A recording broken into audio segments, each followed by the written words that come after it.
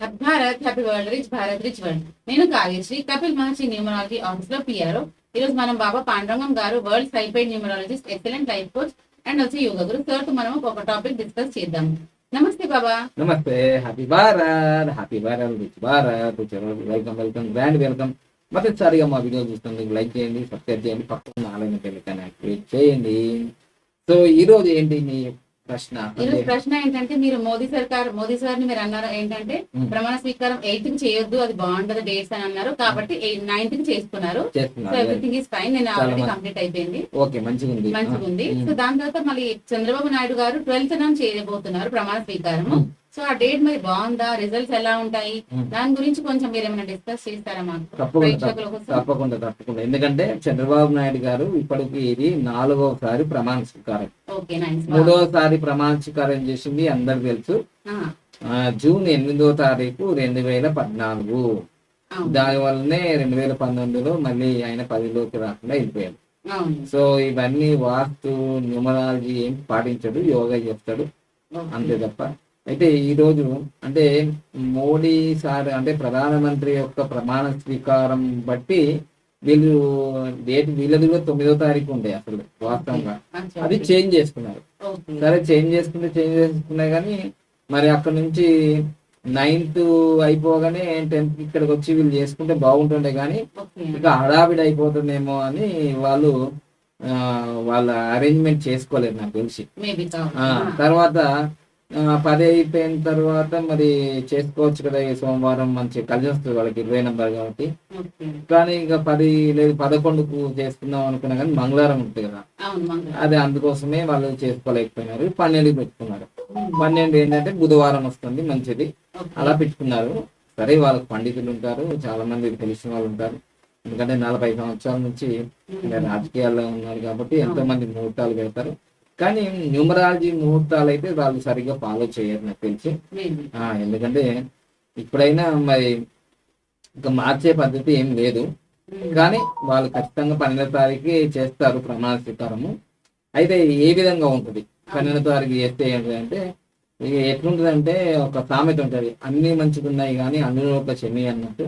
Already ఇప్పటికీ 10 సంవత్సరాల్లో ఆంధ్రప్రదేశ్ చాలా వెనుకబడిపోయింది.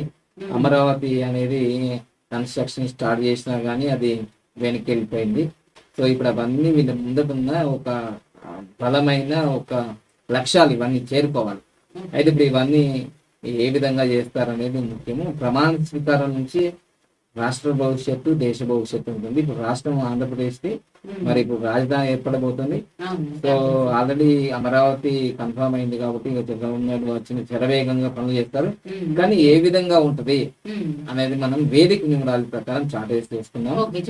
రైట్. సో ఈ విధంగా జూన్ 12వ తారీఖు 2014. సో ఇది మొత్తం క్యాలిక్యులేషన్ చేస్తే మనకి ఇక్కడ వచ్చింది 8 వచ్చింది. సో 8 వచ్చిందంటే మళ్ళీ ఆల్రెడీ ఇది రిపీట్ అవుతుంది.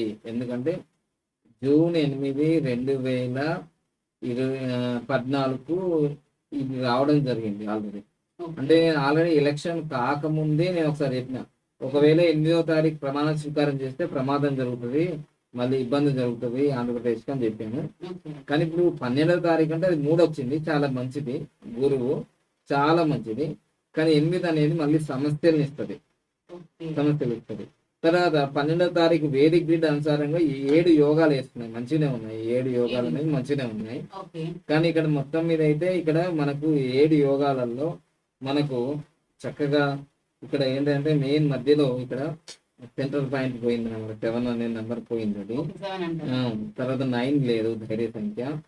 మొత్తం మీద అయితే 7 యోగాస్ వచ్చినాయి. ఓకే, అది మంచిదే 7 యోగాస్. కానీ మళ్ళీ దాని యొక్క మొత్తం గోచారం చూసుకుంటే ఏం జరుగుతుందంటే, మహాదశ వచ్చేసి గురు మహాదశ నడుస్తుంది ఈ ప్రమాణ స్వీకారానికి. తర్వాత అంతర్దశ కూడా గురువు మరియు గురువు అంతర్దశ నడుస్తుంది. పర్సనల్ ఇయర్ నెంబర్ వచ్చేసి 2 వచ్చింది. తర్వాత మళ్ళీ ప్రత్యంతర దశ వచ్చేసి 2 వచ్చింది. గోచారం కూడా మళ్ళీ 2 వచ్చింది. దీనివల్ల 2 అనేది దాదాపుగా ఎన్నిసార్లు రిపీట్ అయింది? 2, 2, 2. ఈ ప్రమాణ స్వీకారం తర్వాత మరి ఆంధ్రప్రదేశ్లో మరి చాలా ఆరోగ్య సమస్యలు అయితే మరి చంద్రబాబు నాయుడుకి అయినా సరే వాళ్ళ ఫ్యామిలీలోకైనా అవే అవకాశాలు ఉన్నాయన్నమాట. మళ్ళీ ఆంధ్రప్రదేశ్ ప్రజలకు కూడా కొంచెం ఈ ఆరోగ్య సమస్యల మీద బాగా ఎక్కువగానే జరుగుతాయి. ఎందుకంటే ఈ రెండు అనేది ఎప్పుడైనా ఒకటి కన్నా ఎక్కువ సార్లు ఒకటి కన్నా ఒకటి వస్తే మంచిదే.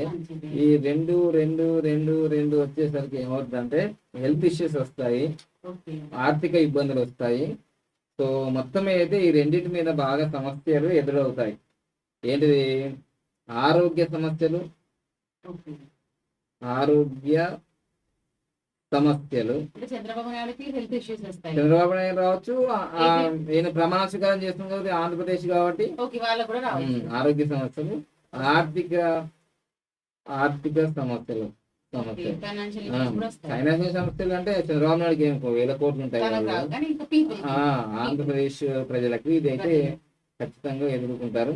మళ్ళీ 8 వచ్చింది కాబట్టి పనులన్నీ కూడా ఏదైతే వాళ్ళు టార్గెట్ చేసి ఇంత బంపర్ మెజారిటీ, ఎందుకంటే 161 సీట్లు కూటమికి ఇచ్చారు 175కి. సో మరి ఇది వాళ్ళు ప్రభంజనం చేయాలి మరి మొత్తం మీద అయితే. మరి దీని టార్గెట్ ఇది ఉంది కాబట్టి వీళ్ళ లక్ష్యం ఇంతమందిని వీళ్ళు ఎన్నుకున్నారు కాబట్టి మరి వీళ్ళు ఎందుకున్న టాస్క్ శని వచ్చింది కాబట్టి ఈ 8 వచ్చింది కాబట్టి ఆటంకాలు అయ్యే అవకాశాలు ఉన్నాయి. సో ఇక్కడ మనకు ఈ 3 అనేది కూడా మూడు సార్లు ఉంది చూడండి. ఇక్కడ మనకు ఇక్కడ చూసుకుంటే కూడా ఇది 3 అనేది కూడా ఇన్నిసార్లు లిఫ్ట్ అయింది. ఎప్పుడైనా ఏదైనా ఒక నంబర్ మనకు ఒక్కసారి లేదా 2 సార్లు అంటే 1 కానీ 2 ఇట్లా వస్తే చాలు. కానీ ఇంకెక్కువ అయితే మనకు కొంచెం ఇబ్బందికరం. ఎందుకంటే మోడీ సార్ గారు కూడా 5 నెంబర్ అనేది 4 సార్లు రిపీట్ అయింది. రాబోయే రోజుల్లో చాలా టఫ్ అన్నమాట. ఇంకా ప్రతిపక్షాల నుంచి ఎదుర్కోవాల్సిన అవసరం ఉంటుంది. ఇక్కడ ఆంధ్రప్రదేశ్ లో ప్రతిపక్షాలు లేరు, ఎందుకంటే ఎక్కువగా లేరు. ఎందుకంటే 11 మందే ఉన్నారు కదా మనకి ఇక్కడ.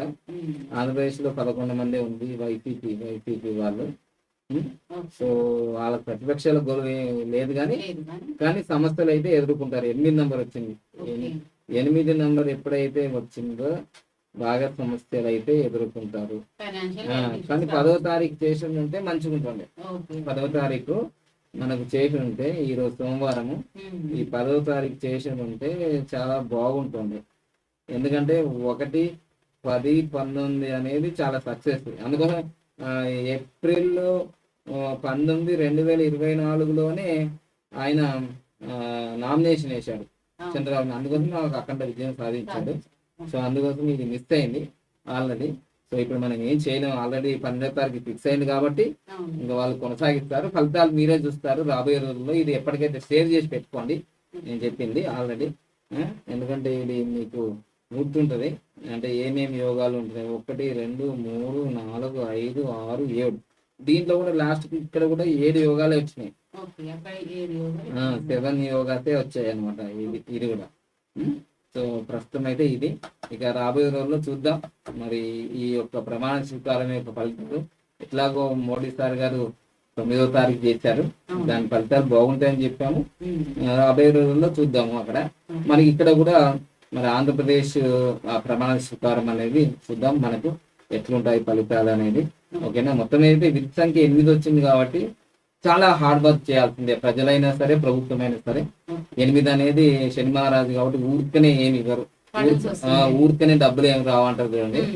అట్లా చాలా కష్టం మీద వాళ్ళు రాజధాని కట్టవలసిందే. చాలా కష్టం మీద వీళ్ళు ఇచ్చిన హామీలు మామూలు కాదు. వైసీపీ కన్నా ఇంకా 100 రెట్లు ఎక్కువనే ఇచ్చింది. సో మేము అందరికి ఇస్తాము అని అన్నారు కదా.